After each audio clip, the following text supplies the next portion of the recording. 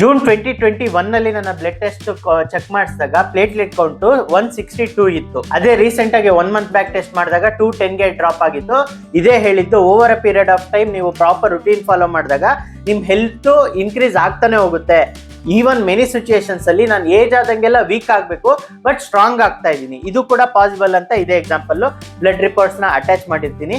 ಈಗಿನ ಟೈಮಲ್ಲಿ ಡೆಂಗ್ಯೂ ತುಂಬಾ ಜಾಸ್ತಿ ಹರಡ್ತಾ ಇದೆ. ಇಂಥ ಟೈಮಲ್ಲಿ ಪ್ಲೇಟ್ಲೆಟ್ ಕೌಂಟ್ ಡ್ರಾಪ್ ಆಗುತ್ತೆ ಅಂತ ನಮ್ಗೆಲ್ರಿಗೂ ಗೊತ್ತಿದೆ.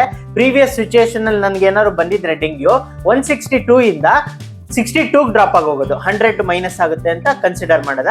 So below 100 dangerous. ಅದೇ ಈಗ 210 ಇರೋದ್ರಿಂದ 100 ಪ್ಲೇಟ್ಲೆಟ್ ಮೈನಸ್ ಆದ್ರೂ 110 ಗೆ ಬೀಳ್ತೀನಿ. ಸೊ ಡೆಂಗ್ಯೂ ಇಂದ ಆಗೋ ಸಿವಿಯರಿಟಿ ತುಂಬಾ ಕಡಿಮೆ ಇರುತ್ತೆ. ಈವನ್ ಸ್ಮಾಲ್ ಮೆಡಿಕೇಶನ್ ಅಲ್ಲೂ ಕ್ಯೂರ್ ಆಗೋಗುತ್ತೆ. ಸೊ ಇದೇ ಕಾರಣಕ್ಕೆ ಆರೋಗ್ಯ ಸಮಸ್ಯೆ ಇರ್ಲಿ ಬಿಡ್ಲಿ ವರ್ಕೌಟ್ ಪ್ರಾಪರ್ ಡಯಟ್ ನ ಫಾಲೋ ಮಾಡಬೇಕು. ಅವಾಗ ನಿಮ್ಗೆ ಯಾವುದೇ ಕಾಯಿಲೆ ಬಂದ್ರು ನಿಮ್ ಬಾಡಿಗೆ ಫೈಟ್ ಮಾಡೋ ಶಕ್ತಿ ಇರುತ್ತೆ.